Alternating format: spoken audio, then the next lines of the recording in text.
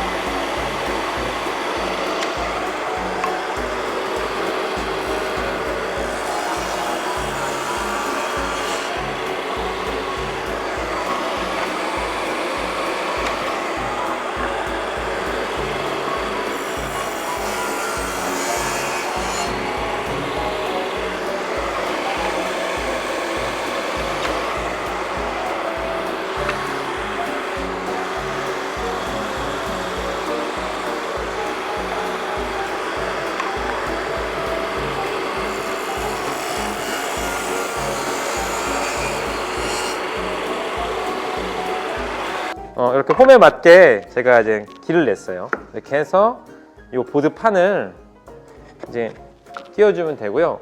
근데 이제 이렇게 모서리가 뾰족하면 여러분은 쓰시다가 이렇게 찢기면 아프시기도 하고, 또 어디에 부딪히면 여기가 까지겠죠? 그래서 이 끝에를 45도로 이렇게 잘라내 줄 거예요. 그래서 여러분이 부딪히셔도 다치지 않을 모양으로 만들어 주겠습니다. 그 작업은 이 테이블소가 아닌 이 각도 절단기라는 작업대에서 하겠습니다. Follow me!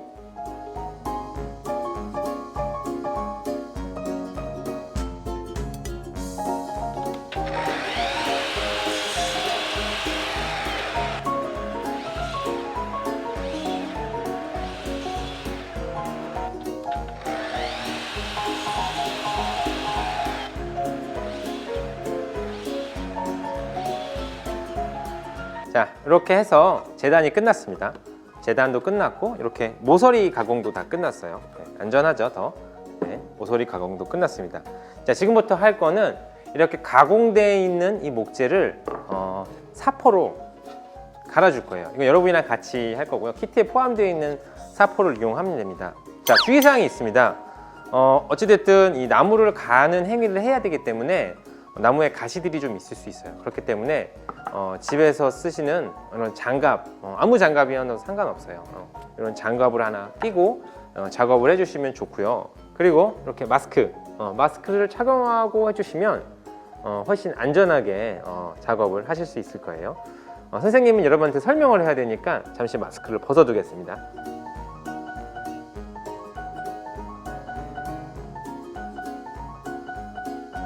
이제 나무를 사포질을 할 건데, 사포질을 할 때는 나무에도 보면 이렇게 결이라는 게 있어요. 나무 결이 있는데 이 결과 같은 방향으로 사포질을 해주는 게 중요해요. 결과 다른 방향으로 사포질을 하게 되면 나무에 스크래치가 쭉 나게 돼서 오히려 예쁘지 않습니다. 그래서 결과 같은 방향으로 사포질을 해주면 좋습니다.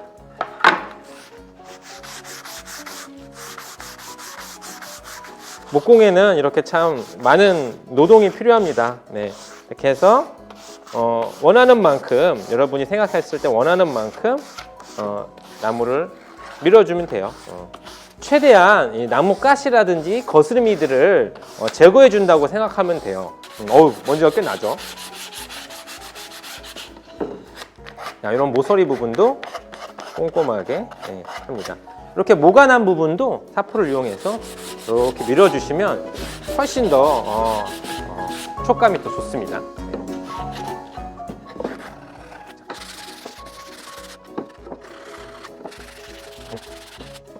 집에서 이렇게 하실 때는 방보다는 베란다에서 작업을 하시면 좋을 것 같고요. 뭐 여유가 된다면 야외에서 하시는 것도 추천드려요.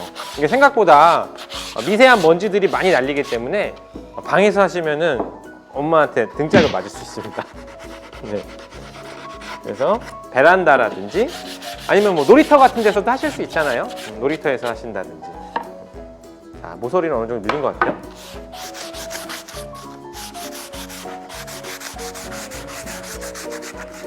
최대한 결 방향으로 샌딩을 해줍니다.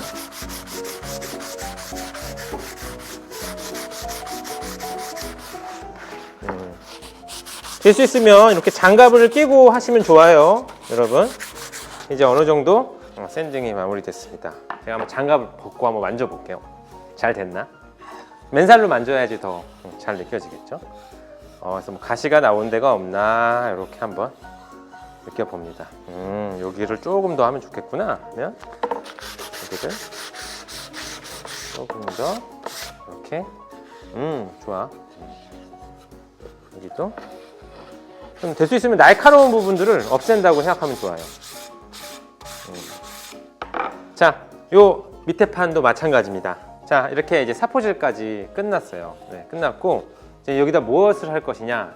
이 나무가 수분이나 이러한 습기에 의해서 수축 팽창을 하기도 하고 변형을 하기도 해요. 그래서 이런 걸 막기 위해서 여기다가 오일이라는 거를 칠해줘요. 목재용 오일을 칠해주는데 그 목재용 오일을 칠해줘서 나무를 보호하기도 하고 또한 색깔도 이거보다 훨씬 더 멋있게 변하거든요.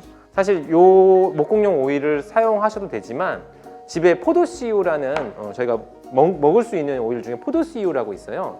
포도씨유 같은 경우는 이런 목공용 오일로 사용하셔도 무방합니다. 다만 올리브 오일이나 뭐 까놀라유, 뭐 식용유 이런 것들은 산화가 돼가지고 바르고 나면 그게 좀 끈적끈적함이 오래 남는다든지 약간 좀 색깔이 거머독하게 변한다든지 그런 좀 사항이 있어요. 그래서 만약에 집에 있는 오일로 사용하실 거면 포도씨유를 추천드리고 아니면은 이렇게 목공용 오일을 인터넷에서 사실 수 있어요. 목공용 오일로 사용하셔도 됩니다. 다만 뭐 이런 것들이 꼭 굳이 필수는 아닙니다. 목재 자체가 지금 여기 친환경 합판으로 만들어지는 목재가 사실은 변형이 잘 되지 않는 목재이기 때문에 그냥 샌딩만 잘 하시고 먼지만 잘 털어내시면 그냥 사용하시기에도 무리는 없어요. 어찌됐든 저는 오일하는 작업을 한번 보여드려 볼게요.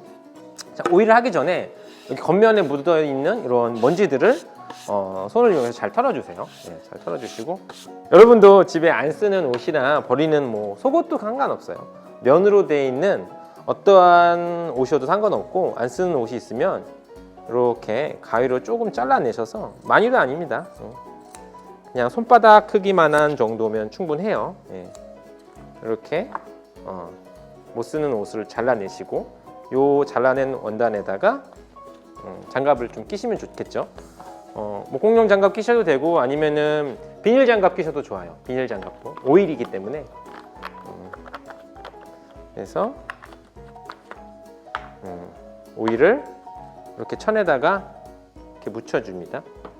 묻혀주시고 뭐 여기 없으면은 뭐 종지 같은 데나 종이컵 같은 데다가 담아놓아서 이렇게 찍으셔서 발라도 돼요. 이렇게 오일을 발라서 나무 면에다 발라줍니다. 색깔이 보이는 게 보이시죠? 이렇게 색깔이 변하는 게 보이시죠? 네. 훨씬 짙어지죠? 네, 오일을 발라주시고 역시 마찬가지로 오일을 바르실 때도 될 수 있으면 최대한 결과 같은 방향으로 이렇게 문질러 주시면 좋아요. 결과 같은 방향으로 이렇게 문질러 주시면 좋습니다. 안 그러면은 요 손자국이 이렇게 좀 남을 수 있거든요. 근데 결과 같은 방향으로 손자국이 남으면 자연스럽게 그냥 나무 결에 묻히는데 결과 반대 방향으로 손자국이 남으면 그게 좀 눈에 띌 수 있거든요. 그래서 될 수 있으면 요 마감 오일을 바를 때도 결 방향으로 이렇게 발라줍니다. 물론 제가 이렇게 들고 작업하지만 여러분들 보여드리려고 이렇게 작업을 하는 거고 여러분들은 그냥 이렇게 바닥에 놓고 이렇게 쓱쓱 싹싹 문지르셔도 상관없어요. 네. 가장 좋은 건 사실은 이제 인터넷에서 목재용 오일을 사서 바르는 게 제일 좋죠. 네. 근데 가격이 만만치 않습니다. 오일로 마감을 하면 이렇게 색깔이 변하죠. 네. 마감하기 전에는 이 색깔이었는데 이렇게 변합니다.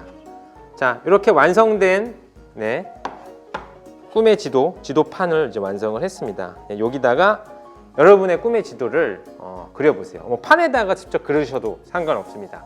상관없고 아니면 A4 용지를 이용하셔서 여러분의 꿈의 지도를 한번 그려보세요.